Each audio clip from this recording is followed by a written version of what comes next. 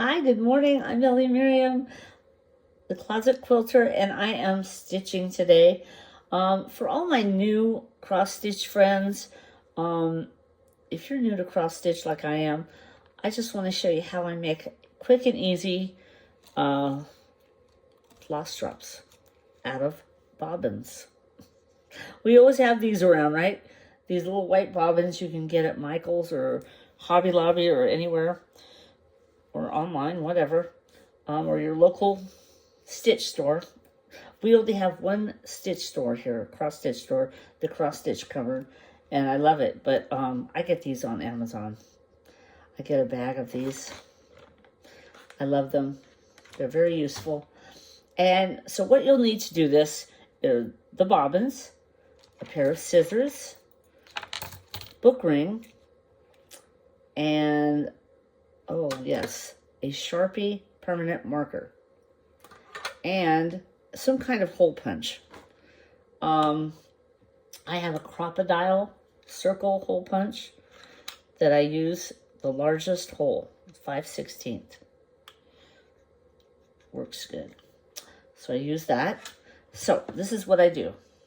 I get my bobbin and I say, okay, I want to do this one, 09. So then I take my Sharpie marker and I mark it, 09. Then I take my crocodile and I punch a hole in the bottom, right where these two lines, where you know, the lines are, little insert lines. I put the hole there. And then I have this room to mark the number. So I'm doing 09. Now the trick is, this is the best part of this video, so this is a hot tip. I leave the papers on, and there's one end with the number. That's where you want to pull from, always. That's the rule of thumb on DMC. This is DMC floss. I use DMC almost exclusively because it's color fast, and I use my cross stitch in my quilting. So at least I will use my cross stitch in my quilting when I finish something. I'm not a monogamous stitcher. I have so many projects and it's ridiculous. So one day, one of these days, like years from now, I'll be like, I finished this, I finished this, I finished this. I'll have all these finishes at once. I really should work on something. Hopefully, we're going on vacation this week, and hopefully I'll get something done. I'm going to work on it. I'm going to try. I've got Maggie May I'm working on, the Animal Cracker and Maggie May, and I want to get really close to finishing that. And so anyway, I'm working on 09. Okay, so I'm going to go from the 09 end, and I'm going to find the end. It's here somewhere. You find your end. There it is. Okay, I've got the end. Trouble is I have nails on, and it's really hard for me to work with nails. Okay. So I pick the end. Okay, I get the end. Then I just start to pull from the end. And I want to get it off the skein. I want all this off the skein. So I'm just going to start pulling. And I find a quiet place where I can do this so that I'm not going to move and I can get it all done at once. So I just keep pulling it off the skein, like this. And there'll be a minute here when the papers start to come off, and that's fine. Now you can take the papers off. There. Yeah, Sarah's having a dream. There, now.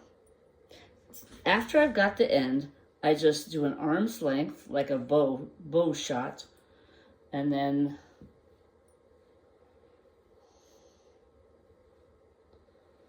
There.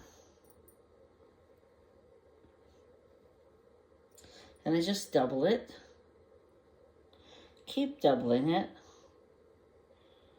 until all of the floss is taken up. Okay.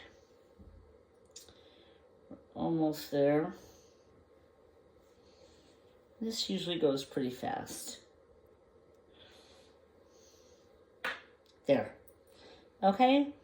Now, then I have the floss done, and I just even up the ends, and I have this. This is what is going on this. The bottom hole. Take that, bring it through, and I have a loop. Right?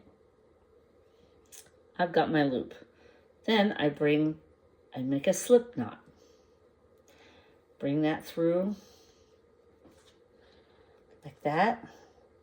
Pull it tight, and there you have it. Now, you've got loops on the bottom here. So what do? You take your scissors and you snip the loops. I would not suggest cutting all the way across. You're wasting a lot of floss. So I would just snip the loops. That way, you're not wasting. Oh, there's another loop. Oop, don't snip that.